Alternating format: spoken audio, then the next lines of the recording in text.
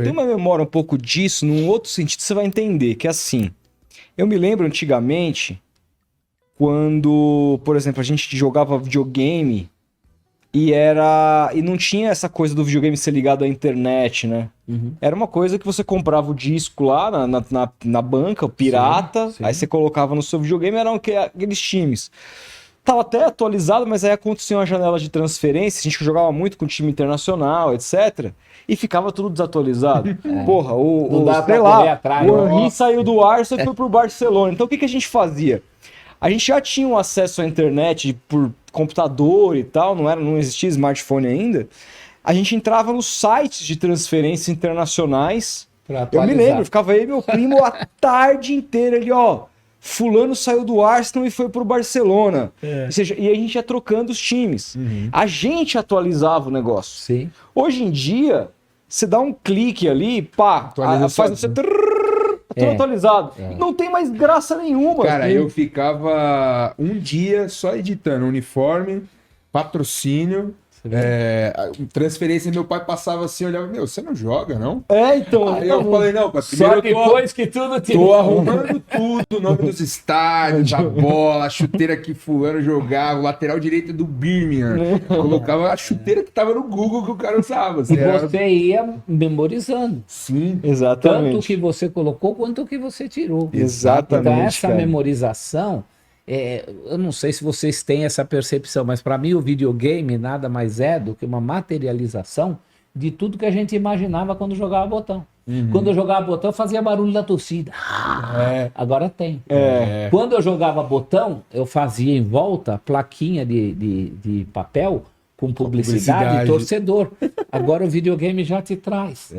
Quando eu jogava botão, eu montei um placar uma vez, nos números, na parte dos números, de papelão. Eu fazia 2 risquinhos, 2 cortes, e passava uma cinta de papel por trás com os números. Olha só. Era só puxar aquela cintinha de papel. Hoje você tem no videogame. Não quero ser saudosista. Você também acabou de falar isso, mas que a nossa participação era muito mais Era mais forte. ativa. Era, né? A gente era mais ativo Sim, no hoje processo ficou de diversão. Hoje é meio frio, assim.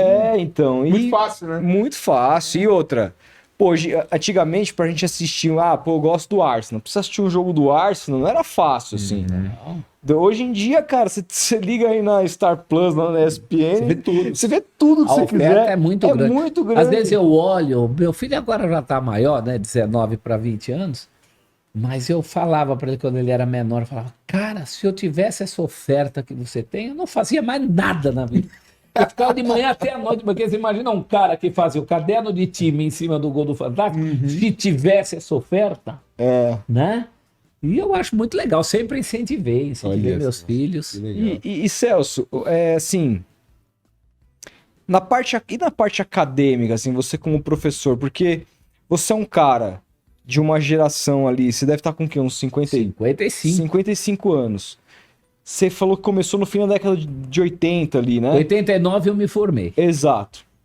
E aí, com toda a sua história em placar, em jornalismo dos mais diversos editorias, ou até mesmo, você falou que trabalhou na Ação, que você fez matérias de esportes totalmente... Paintball, etc. Tá, depois, Golfe, fiz uma matéria no Golfe. Olha só. Televisão e tudo mais, internet. Como que é pra você ter lidado com essas tantas mudanças tecnológicas, lidar hoje em dia com a formação? Porque eu imagino também, você dá aula desde quando? 20 anos. 20 no anos. ano passado. Ou seja, 20. imagino que muitos alunos, pessoas que se tornaram bons jornalistas, caras que estão no mercado, passaram pelas suas mãos. Muita gente legal. Só no esporte tem Lívia Laranjeira. Olha só. Foi minha aluna. A Lívia já tinha uma outra formação, né? Uma outra faculdade. Renata Mendonça. Olha só. Renata Mendonça fez um TCC que eu nunca vou esquecer, que era com torcedores de futebol. Era um livro-reportagem com torcedores de futebol fora do estereótipo do torcedor de futebol.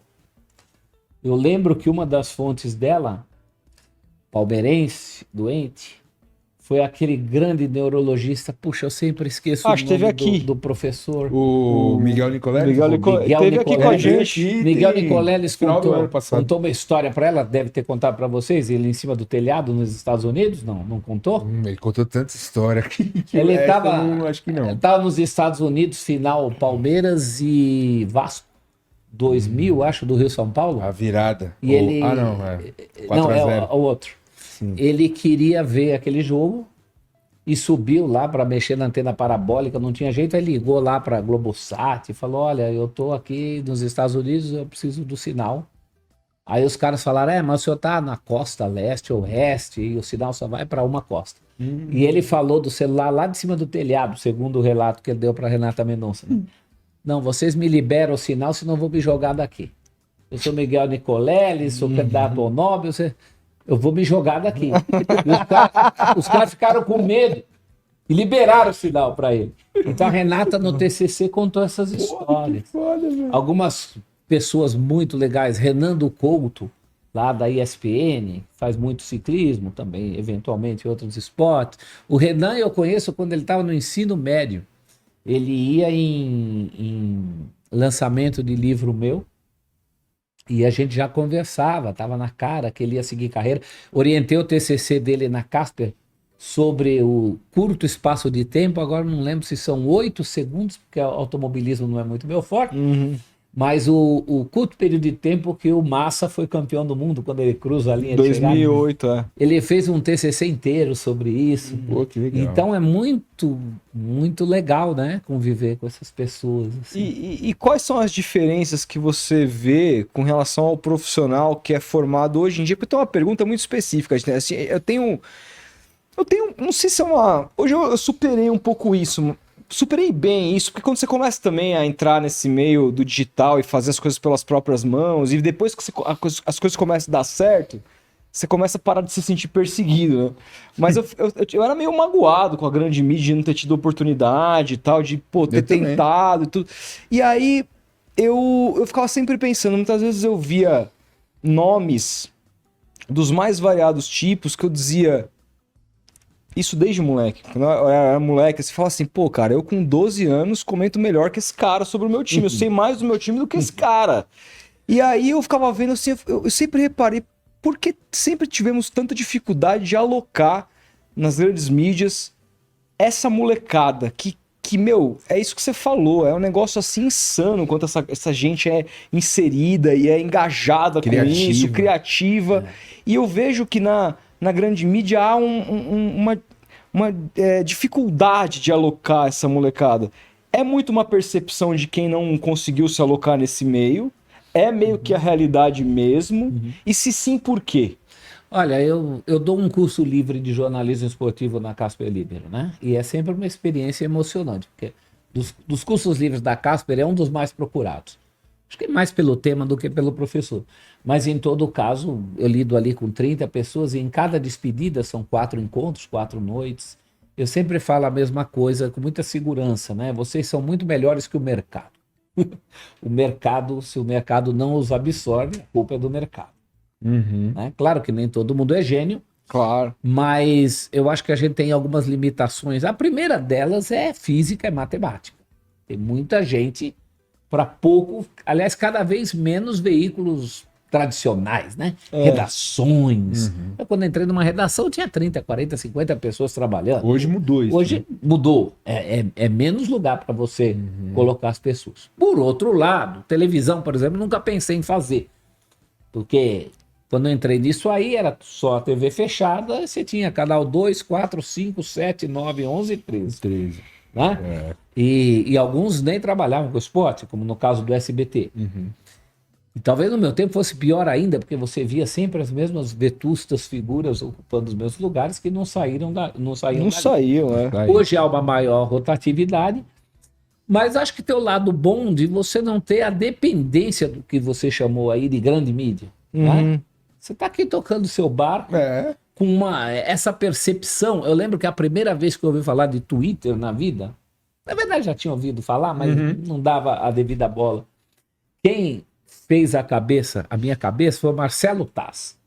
Você precisa entrar no Twitter, você precisa entrar no Twitter. Foi num encontro numa faculdade em Minas Gerais, que estivemos juntos. Aí entrei no Twitter. E num outro tempo também, eu fiz o Cartão Verde na TV Cultura. Grande programa. Teve um dia que calhou de eu encontrar o Marcelo Taz na Cultura, porque ele estava saindo de um programa que fez. E aí começamos a conversar sobre comunicação, né? E o Marcelo falou, pô, o Iberê, começamos a falar do Iberê Tenório, que o meu filho estava curtindo muito o canal Manual do Mundo. do Mundo. Muito bom esse E canal. o Taz, ele conhecia o Iberê pessoalmente. E aí, num pensamento talvez automático, o Taz falou, sempre falo pro Iberê, ele tem que fazer um programa aqui na TV Cultura. Nesse pensamento da grande mídia. Uhum. Aí eu falei, ô Taz, você que inclusive me apresentou o Twitter, você não acha que a gente tá com uma ideia um pouco atrasada em relação a isso? Pra que Iberê Tenório precisa da TV? Não, da cultura. O cara tem uma audiência gigantesca, né? Mas por que precisa de uma TV? Hoje, Pelo glamour. Hoje um influencer... Não, vamos falar em número de pessoas, em alcance. Esse cara tem milhões de visualizações. Qualquer TV, qualquer canal. Não estou falando do Manual do Mundo ou de uma TV específica.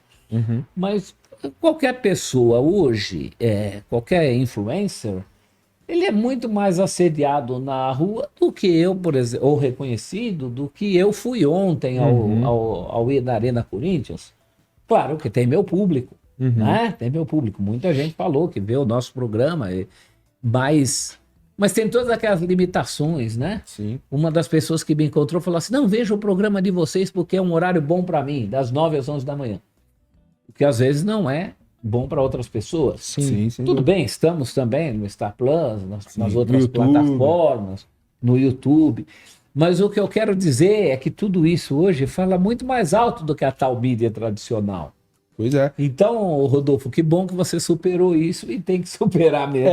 Porque a tal mídia tradicional, ela não é mais tão monopolizadora como a gente imaginava. Sim, hoje, não sei se você viu, e você também, Celso, mas o pessoal que tá assistindo com certeza deve conhecer o Brownie. Claro, que tem uma página no TikTok, que ele comenta sobre tudo que acontece no futebol com a carinha dele aparecendo, um fundo meio que situando ali do que ele tá falando. E o cara teve uma proposta da Globo e recusou, cara. Porque ele ganha mais hoje no TikTok do que ele ia ganhar na Globo. Ganha e tem a satisfação de fazer as coisas que ele quer. A hora que ele quer. Esse é o principal. Né? Então você vê o cara recusando a Globo pra continuar trampando na página Eu dele. sou fã de todos os meus alunos sabem disso. Quer fazer TikTok? Faça. Claro, com as devidas aplicações jornalísticas, né? Não é só lazer pelo lazer. Nós estamos ali fazendo um curso, nós estamos num ambiente acadêmico, que é a mesma coisa também da abordagem do esporte, seja das minhas aulas de jornalismo esportivo, ou seja qualquer aluno que queira usar o esporte como tema para uma pauta. Faça, mas faça direito. Faça reportagem, trabalhe com ideias de pauta, edição, né?